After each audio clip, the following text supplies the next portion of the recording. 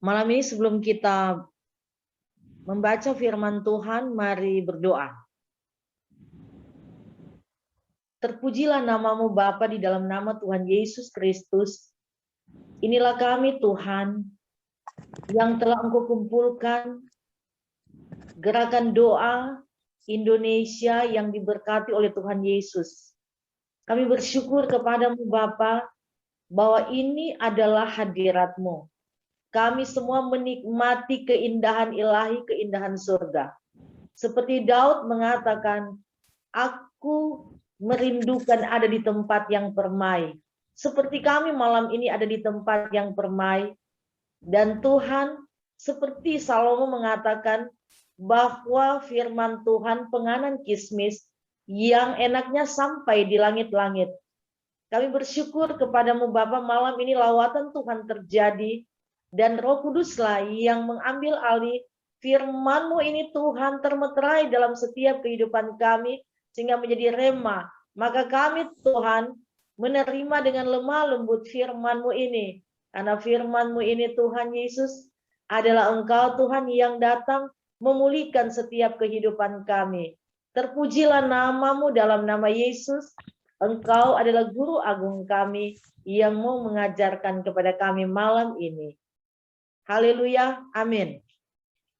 Saudara yang diberkati Tuhan, marilah kita membaca firman Tuhan. Tetapi sebelumnya saya hampir lupa, mungkin saya memperkenalkan, sudah baca ya di WA group, bahwa mungkin Ibu Diana, saya baru dengan bapak-bapak ibu-ibu ya, selalu diundang oleh Ibu Diana, tapi pas setiap jam 8 malam, ya jam 7 Jakarta, jam 8 Manado, saya itu dipercayakan oleh Tuhan di kampus Politeknik untuk juga ibadah Zoom, mengkoordinir ibadah Zoom.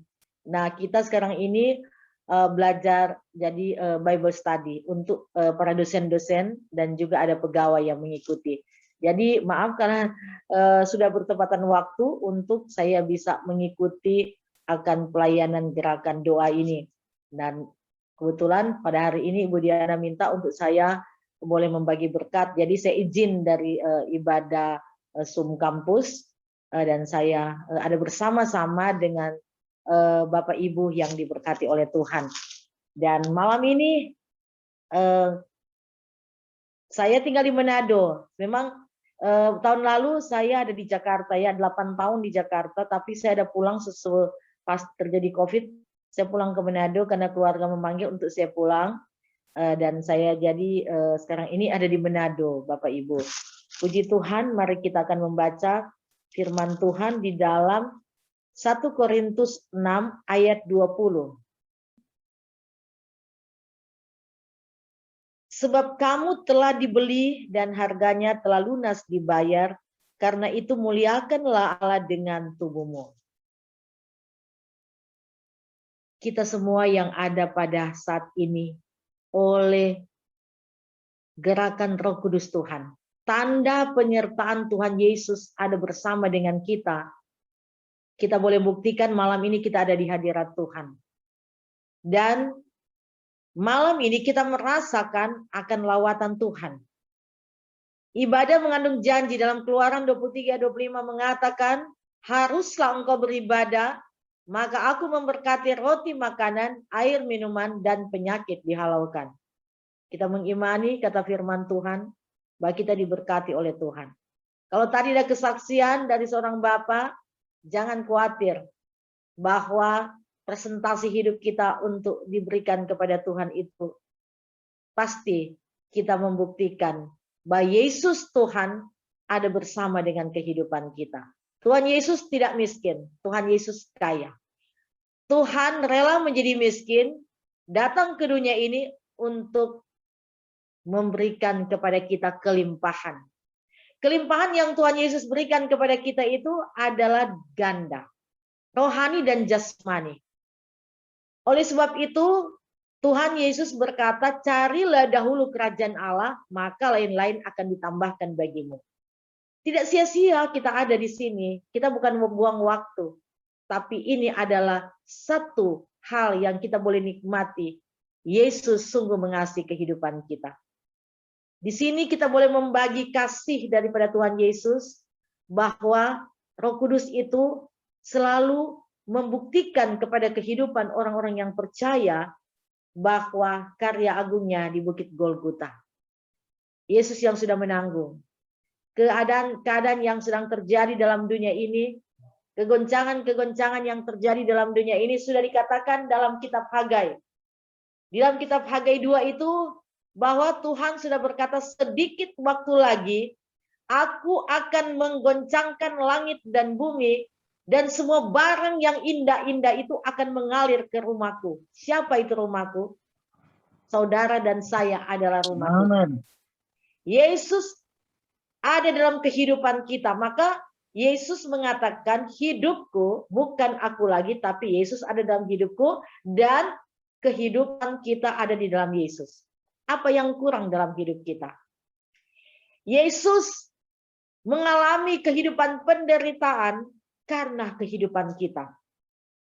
Supaya kita memperoleh nilai, sehingga malam ini saya mengambil tema nilai atau value. Kita memperoleh nilai, kenapa? Tadinya kita ini adalah hamba dosa, ya, tetapi karena pengorbanan Tuhan Yesus Kristus di kayu salib, Yesus telah membayar lunas dosa-dosa kehidupan kita. Di dalam pembacaan tadi dikatakan, sebab kamu telah dibeli dan harganya telah lunas dibayar. Bukan dengan uang, bukan dengan gedung tanah, tetapi dengan tubuh dan darah Tuhan Yesus membayar lunas dosa-dosa kita. Jadi saudara, kita memiliki jaminan yang kekal daripada Tuhan Yesus Kristus.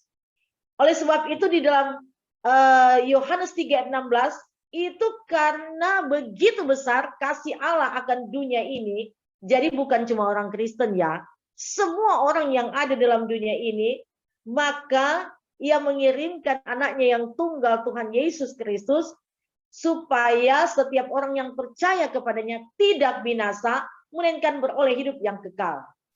Jadi kalau masih ada kehidupan Bapak, Ibu, Saudara yang belum percaya kepada Yesus, kita berdoa untuk mereka.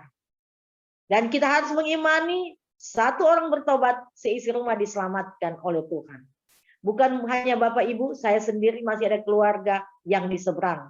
Ada keluarga yang belum mengenal Tuhan Yesus, yang belum menerima Tuhan Yesus. Bahkan ada keluarga yang sudah berpindah. Tetapi kita hanya bisa berdoa. Sehingga apa yang Yesus sudah lakukan, karya agungnya, keselamatannya. Nah ini kita saudara. Nah, saudara yang diberkati oleh Tuhan. Setelah Yesus naik ke surga, maka Yesus menjanjikan Roh Kudus, Roh penghibur bagi kehidupan kita. Oleh sebab itu, Pentakosta. Nah kita semua sedang memperingati hari Pentakosta, hari ketuangan Roh Kudus Tuhan. Nah kita baca di dalam kitab Kisah, di dalam Kisah Para Rasul, itu adalah bagaimana Tuhan telah, waktu Yesus terangkat dan Yesus menjanjikan bahwa Roh Kudus, Roh penghibur diberikan kepada kehidupan kita. Nah, itulah Pentakosta. Nah, kehidupan manusia yang dipenuhi dengan Roh Kudus, kita melihat contoh bagaimana cara hidup jemaat itu di dalam waktu itu jemaat yang mula-mula. Apa yang dilakukan oleh jemaat yang mula-mula, saudara? Mereka selalu berkumpul, mereka selalu memecah-mecahkan roti, belajar firman dan memecahkan roti, dan mereka itu saling mengasihi satu sama lain. Sehingga semua kehidupan mereka itu disukai oleh semua orang. Roh Kudus itu tercurah masih dari zaman dahulu. Zaman perjanjian lama. Roh Kudus dicurahkan waktu kehidupan bagaimana Musa membawa bangsa Israel untuk keluar dari tanah perbudakan menuju ke tanah perjanjian. Nah, dikatakan di dalam kitab Kejadian, ya Bapak Ibu, di dalam kitab Keluaran itu di situ berkata bahwa sesungguhnya di dalam kitab Keluaran bahwa waktu kehidupan Musa naik ke Gunung Sinai, dan pada saat kehidupan Musa berada, dan orang-orang Israel ini mereka tidak melihat Musa, mereka mengatakan tidak tahu Musa itu kemana. Dan mereka akhirnya membuat patung lembu dari emas. Ada Harun di situ. Apa yang terjadi? Setelah Musa turun dari gunung itu, maka Musa melihat akan kebejatan kehidupan manusia. Suara apa yang terdengar?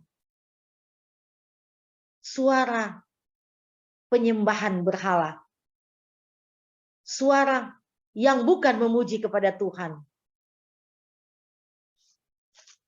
Sebelumnya itu Tuhan sudah berbicara kepada Musa. Itu kalau kita baca itu di dalam kitab Keluaran ya saudara. Keluaran 32 itu. Bahwa di situ ada pencurahan. Pencurahan waktu di mana Roh Kudus itu bekerja kepada orang Israel yang tidak taat. Kalau di dalam Keluaran 32 ayat 28 mengatakan 3.000 orang tewas.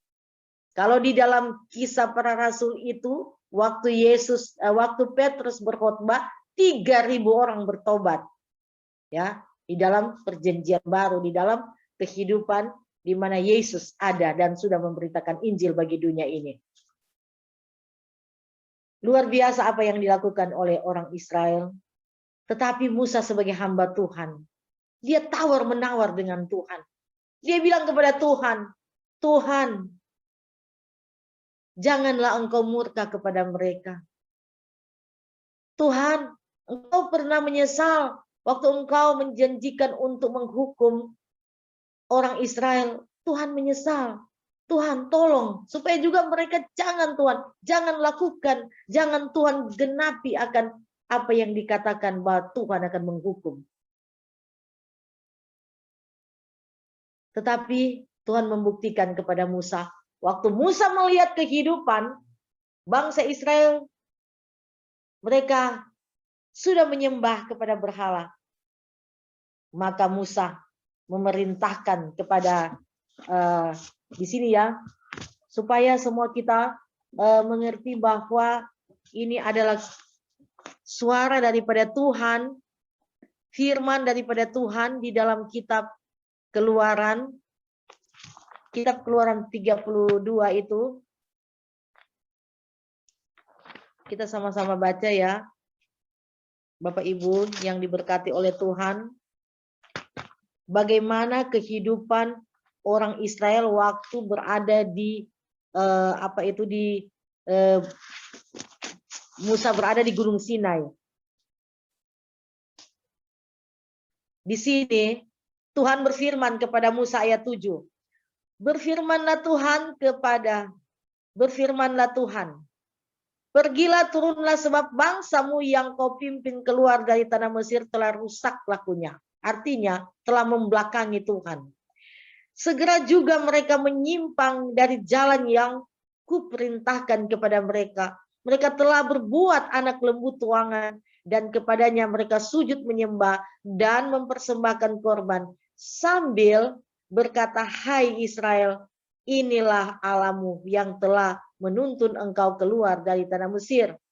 Lagi firman Tuhan kepada Musa, telah kulihat bangsa ini dan sesungguhnya mereka adalah suatu bangsa yang tegar tengkuk.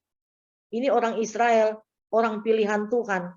Oleh sebab itu biarkanlah aku supaya murkaku bangkit terhadap mereka dan aku akan membinasakan mereka, tapi engkau akan kubuat menjadi bangsa yang besar. Lalu apa kata Musa? Musa mencoba melunakkan hati Tuhan, itulah sebagai hamba Tuhan ya. Jadi memang penghakiman itu hanya kepada Tuhan, bukan manusia. Oleh sebab itu Musa, kita melihat ini kehidupan Musa sebagai hamba Tuhan, utusan Tuhan.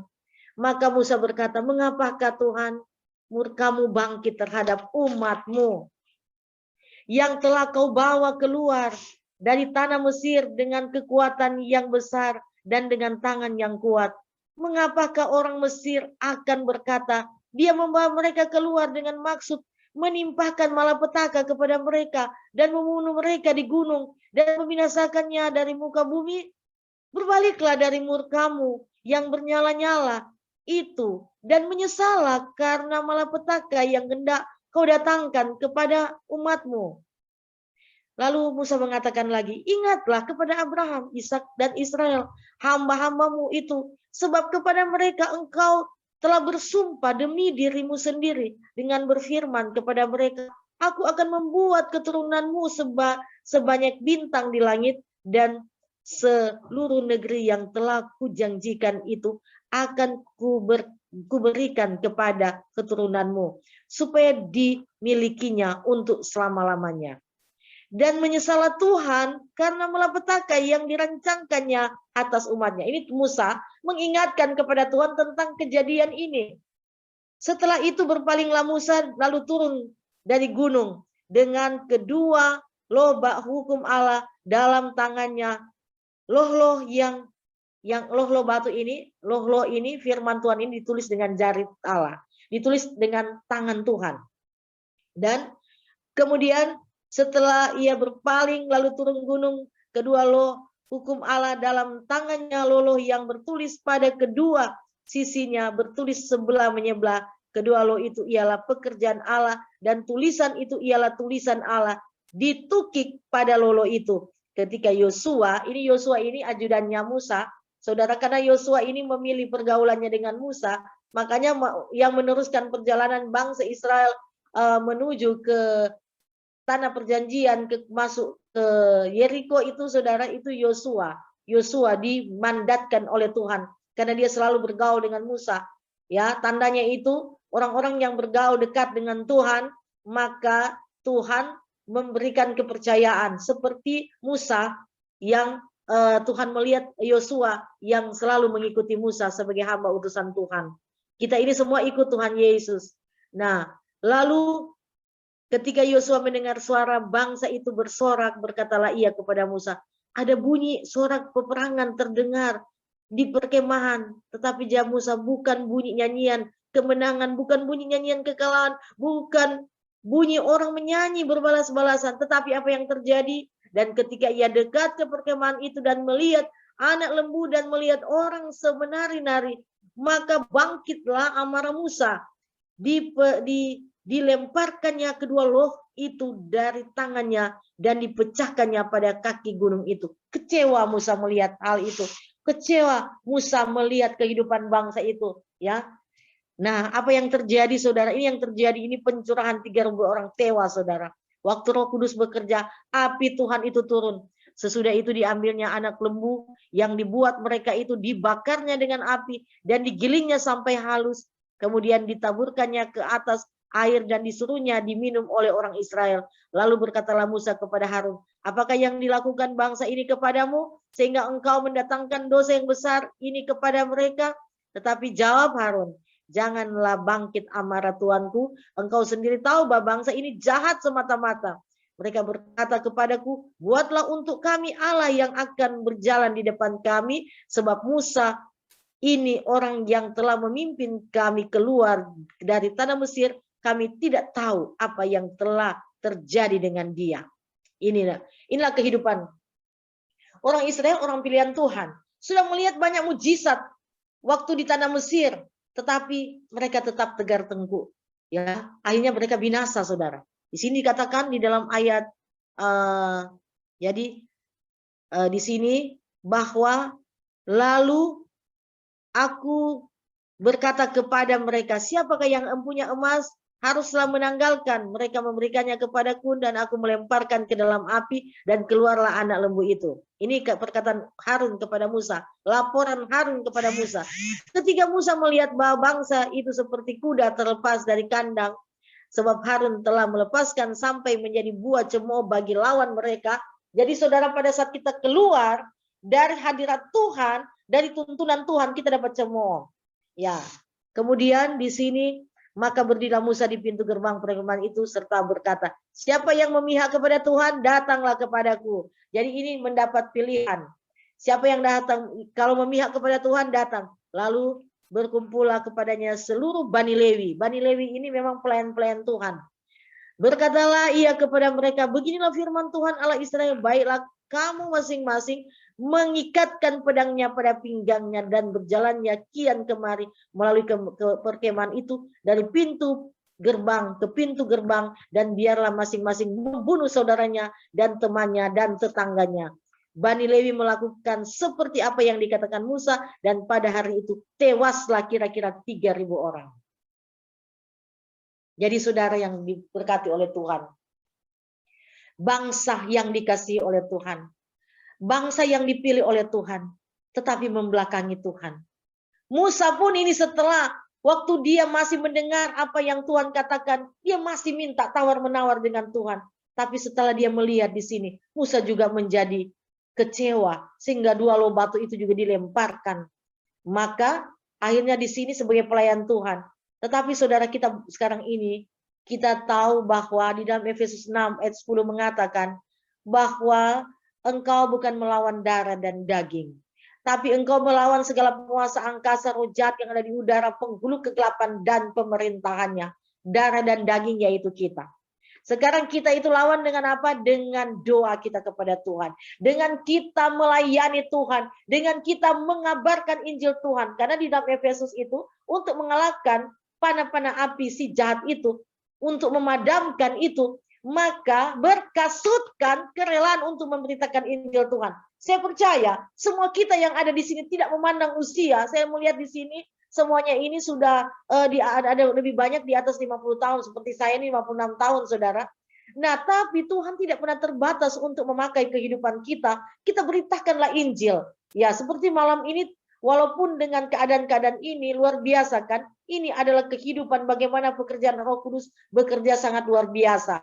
Kalau kehidupan dulu belum ada pandemi COVID-19 ini, maka kita ini semua itu beribadah ke gereja, kita ibadah ke ibadah-ibadah kelompok sel atau ke ibadah evang, ya, ibadah-ibadah apa itu namanya, ibadah-ibadah beston.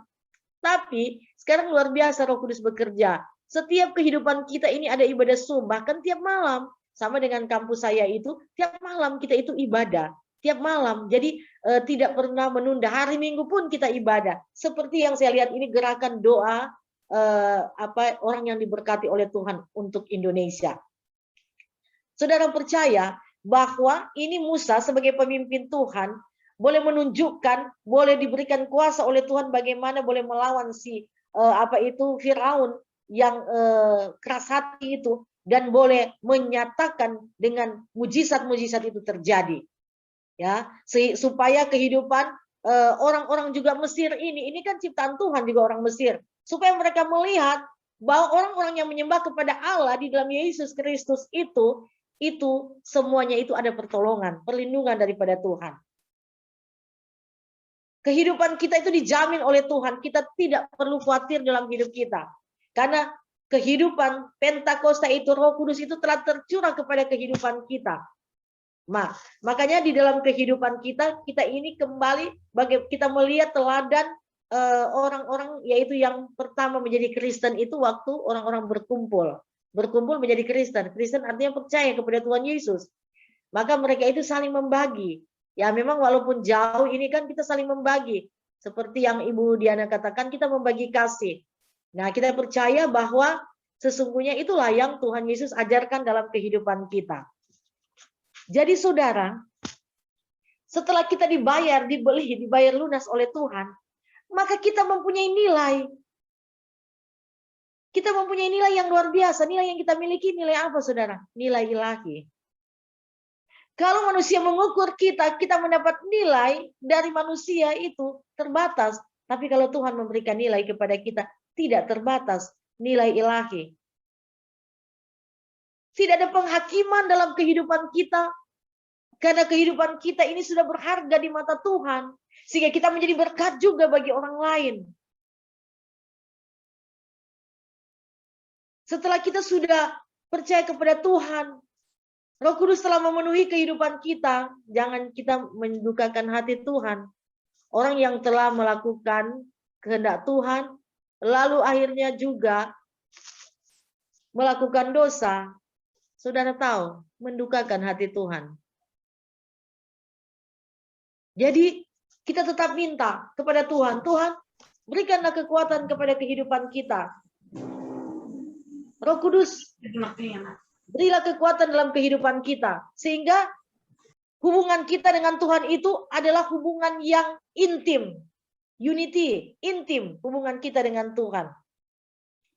Nilai yang sudah kita miliki daripada Tuhan, value dari yang Tuhan telah berikan kepada kehidupan kita itu tidak ada tandingannya dengan yang ada di dunia ini. Anak-anak Tuhan tidak ada kemegahan yang kita inginkan dalam dunia ini. Tidak ada kemegahan bagi kehidupan kita. Tetapi kita bermegah di dalam Yesus. Yesus segala-galanya dalam kehidupan kita.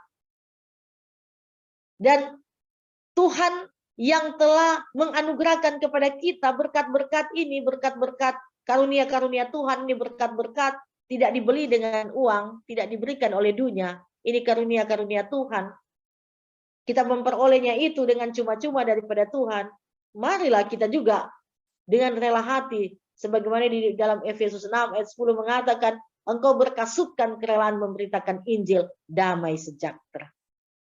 Jadi anak-anak Tuhan, itu pada saat kita memberitakan Injil Tuhan, itu adalah memperingati nasihat membangun. Sekalipun itu adalah peringatan-peringatan dari Tuhan, otomatis kita akan sejahtera.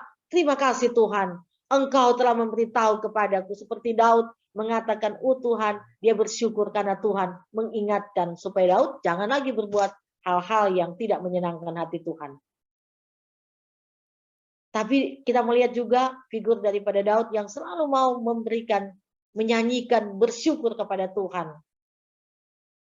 Demikian juga anaknya Salomo juga, bahwa dia membangun baitnya Tuhan.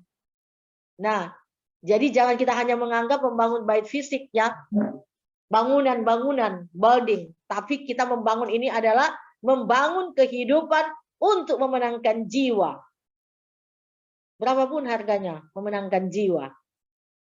Seperti kehidupan di dalam di dalam kitab Markus 2 kan itu tentang orang lumpuh yang disembuhkan oleh Tuhan. Ini 4 orang ini membawa orang lumpuh ini. Karena ada orang-orang sudah berkerumun di rumah itu, maka mereka tidak bisa masuk lagi. Maka apa yang dilakukan oleh 4 orang ini yang menggambarkan pelayan-pelayan Tuhan? Mereka buka atap dan menurunkan orang lumpuh itu berjumpa dengan Yesus. Banyak tantangan, banyak halangan yang kita hadapi pada saat kita mau melayani Tuhan, memberitakan Injil. Tapi jangan menganggap itu beban. Karena beban semuanya itu sudah dipikul oleh Tuhan Yesus di kayu salib. Roh Kuduslah yang menolong kehidupan kita untuk kita melakukan tugas dan keterpanggilan kita sebagai anak Tuhan, sebagai murid Tuhan, sebagai sahabat Tuhan. Kita ini dijuluki Tuhan banyak nama, saudara. Ya, Tuhan menjadikan kita sahabat, Tuhan menjadikan kita murid, Tuhan menjadikan lebih spesial lagi kita adalah anaknya. Lalu Bapa kita penuh dengan segala kekayaan. Di mana kita berada, kita berdoa, kita memberitakan Injil, kita pun berdoa itu memberitakan Injil. Maka kesejahteraan kota adalah kesejahteraanmu, itu di dalam kitab Yeremia. Dan apa yang kita nikmati dalam kehidupan ini, kita menjadi berkat bagi banyak orang. Nah itulah yang Tuhan sudah pesankan dalam kehidupan kita. Pergilah engkau ke Yudea, Samaria, Yerusalem, sampai ke ujung bumi untuk memberitakan Injil Tuhan. Saudara, dulunya saya pikir-pikir waktu saya anak-anak memahami dengan firman Tuhan ini, berarti kita ini menginjil sampai di ambasador di Amerika sana. Ternyata kalau kita sudah pergi di suatu tempat dan itu sudah sudah dapat laut, nah itu ujung bumi, saudara. Di mana saja.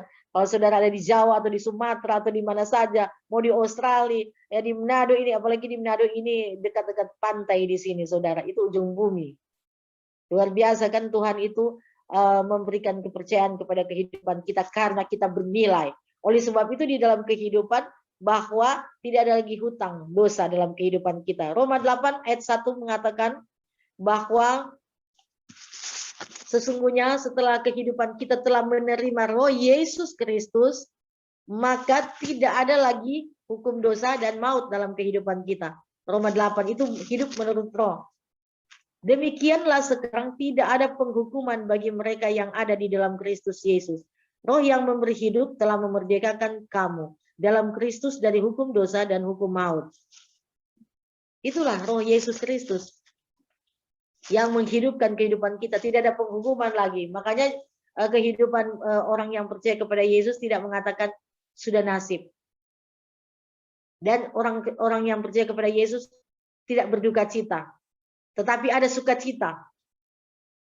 Kita ada sukacita, sukacita yang daripada Tuhan, sukacita yang melimpah yang Tuhan berikan dalam kehidupan kita. Dan semua kehidupan kita ini gerakan doa yang diberkati memulihkan Indonesia. Maka kita ini, walaupun kita ini ada berapa orang ya, setiap kali beribadah kita berdoa. Kita berdoa untuk Indonesia, kita berdoa bagi bangsa-bangsa. Dengan kesungguhan kita berdoa, maka akan terjadi transformasi, akan terjadi perubahan dari yang tidak baik menjadi baik. Oleh sebab itu tentunya saya mau mengajak bagi kita semua, kita tetap berdoa supaya ini musuh-musuh, ini iblis yang mengikat kepada kehidupan dunia ini dengan COVID-19. Tuhan mengatakan engkau telah diberi kuasa. Kejadian 1 ayat 26 sampai 28 mengatakan engkau diciptakan segambar dengan Tuhan. Maka Tuhan katakan segala yang ada di bumi ini dan di bawah bumi ini, taklukkanlah, engkau diberi kuasa untuk mentaklukkan. Kita buktikan firman Tuhan ini, kita tetap berdoa untuk pemulihan dunia ini dari segala sampar dan menular ini. Tetapi saudara yang diberkati Tuhan, ayat yang lain juga berbicara bahkan Tuhan, waktu ada tsunami saudara, waktu Tuhan membelah laut, maka air laut datang ke darat dan memusnahkan kefasikan dunia. Juga demikian ini sampar dan menular ini, Mazmur 91 itu hanya terjadi bukan kepada anak-anak Tuhan. Anak-anak Tuhan diberikan perlindungan oleh Tuhan. Tapi tugas kita berdoa. Itu tugas kita untuk berdoa. Dan Tuhan sudah memberikan kepada kita roh kekuatan. Yaitu di dalam Roma 1:16 mengatakan Injil adalah kekuatan Allah. Oleh sebab itu melekat dengan Tuhan, giat membaca firman Tuhan. Ya, dan berdoa, ajarkanlah kepada keluargamu untuk tetap membaca firman Tuhan, memperdengarkan firman Tuhan dan berdoa. Anak Tuhan ini, telinga anak Tuhan itu mendengarkan suara Tuhan, yaitu firman Tuhan. Kalau mendengarkan masalah, pasti ini hati akan berbicara. Ini ada hati Roh Kudus ada di dalam hati ini. Maka Roh Kudus akan berbicara untuk menasihati, untuk membangun, untuk memperingatkan. Lalu mulut kita ini untuk menyampaikan, biarlah engkau berbicara seperti orang yang menyampaikan firman Tuhan. Kemudian, kaki ini berjalan mencari jiwa.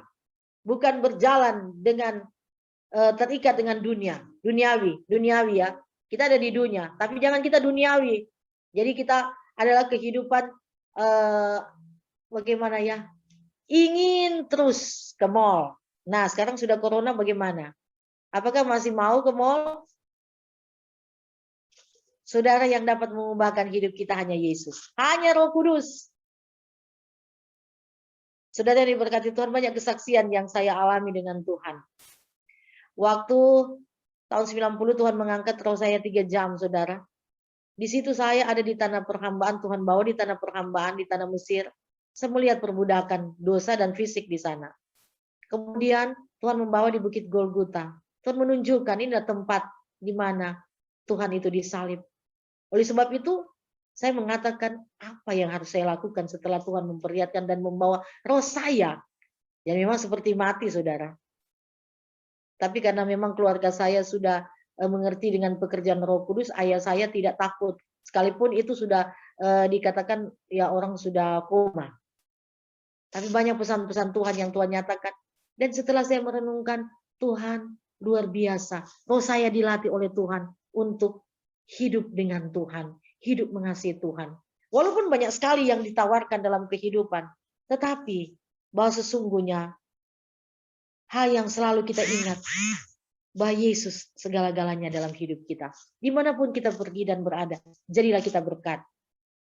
Dan saudara yang diberkati oleh Tuhan, saya mengalami dengan Tuhan, bagaimana dimanapun saya berada, saudara, di situ saya harus menggunakan momen itu untuk bisa memberitakan Injil. Selama di Jakarta, saudara, ada beberapa pertemuan bisnis yang ada di sana, saudara. Siapapun dia, tidak percaya pun Yesus, Saya bilang, mari kita berdoa kepada Tuhan. Saya mengajak mereka berdoa dan saya mengatakan mengkobarkan di dalam nama Tuhan Yesus. Saya ingat juga waktu dari kampus saya mengutus saya di Kementerian Pendidikan dan Kebudayaan. Saya bertemu dengan staf ahlinya menteri. Waktu dia sajikan minuman, saya langsung bilang, Pak, terima kasih atas sajiannya. Boleh saya berdoa? Ini kami ada tim, ada 6 orang utusan dari kampus. Saya langsung berdoa di dalam nama Yesus. Kemudian apa yang kami butuhkan di kementerian itu, langsung pada hari itu juga dijawab oleh Tuhan. Kenapa saudara sudah mengobarkan nama Yesus dengan tidak takut dan gentar? Teman-teman saya, waktu di lift mereka katakan, aduh Cili, kami ini rasa senang dan takut. Karena orang yang berdoa bersama-sama itu orang yang belum seiman. Kapan mereka mau tahu tentang Yesus? Saya percaya, saya sudah tidak bertemu lagi sampai saat ini. Tapi saya percaya bahwa benih ilahi melalui doa itu sudah tertancap dalam hidupnya. Dimanapun kita berada, saya pernah mengalami perjalanan pelayanan di rel kereta api tahun 90 waktu tahun 99 yaitu masa gentingnya Jakarta. Saya digerakkan Tuhan untuk melayani di rel kereta api. Saya turun saudara. Melayani ada seorang penodong, dia mau cari kerja di Jakarta karena tidak dapat pekerjaan jadi penodong di stopan. Kemudian orang-orang pengemis yang ada di rel kereta api. Jadi itulah kehidupan bagaimana Roh Kudus sudah mengajarkan kepada kehidupan kita tentang apa yang menjadi maunya Tuhan. Dimanapun kita berada menggunakan momen-momen ini, dan kalaupun dalam kehidupan Tuhan, saya ini masih bekerja, Tuhan melaksanakan semua tugas-tugas baik itu merupakan bisnis Tuhan. Saya punya kerinduan Tuhan, karena memang dari tahun 2007, orang tua saya, papi saya sudah mendirikan yayasan. Tapi yayasan itu baru 1 kali dapat sumbangan dan saya langsung salurkan kepada adik saya, gereja yang ada di Bitung waktu itu, saudara. Tapi selebihnya itu dalam kehidupan, berapapun yang Tuhan memberkati, dan ini pendeta Anneke yang tahu juga bagaimana kita pergi ke pelayanan-pelayanan saudara, ya. Dan apapun yang Tuhan percayakan, bahwa itulah kehidupan iman. Karena iman kita percaya bahwa apapun yang kita lakukan demi untuk kemuliaan Tuhan, bahwa setelah kehidupan Tuhan telah membayar, membeli, yang dosa kita telah dibayar lunas oleh Tuhan, muliakanlah Tuhan. Ada jaminan bagi anak Tuhan. Saya mau beritahu kepada saudara, tidak sia-sia setiap kehidupan saudara dan saya, kita semua berkumpul, beribadah. Ada janji Tuhan. Jangan khawatir, orang yang berbisnis dibuat Tuhan berhasil. Kehidupan rumah tangga diberkati oleh Tuhan. Kita tambah-tambah kecerdasan daripada Tuhan. Pada saat kita selalu mendengarkan firman Tuhan, membaca firman Tuhan, kita memperoleh kecerdasan ilahi daripada Tuhan. Lebih pintar dari seorang yang bergelar doktor dan tidak mengenal Yesus. Kita lebih pintar. Kenapa? Karena kita memiliki kecerdasan ilahi. Karena apa saudara? Saya mau buktikan. Dunia ini belum tahu mau jadi apa saudara. Tuhan boleh memakai hamba-hamba Tuhan bernubuat akan terjadi ini. Tidak bisa ada penelitian yang begitu di dunia ini, saudara. Kalau saya ini mau menulis sesuatu, ya, saudara, karya atau meneliti sesuatu, kalau anak-anak Tuhan, kalau saya mengalami itu juga ada tuntunan Tuhan. Saya boleh berhasil karena Tuhan, saya bisa meneliti dan penelitian itu bisa berhasil karena Tuhan. Tapi mau meneliti tentang kehidupan ini sudah di firman Tuhan. Sekarang ini sedang terjadi penggenapan firman Tuhan. Kita melihat saat ini, yang sementara kita saksikan melalui medsos, Israel dan Palestina. Dunia menganggap bahwa Israel itu melawan Palestina. Sesungguhnya bukan, saudara. Israel dari dulu dipakai Tuhan untuk menghajar segala kejahatan dunia. Sampai sekarang, saudara.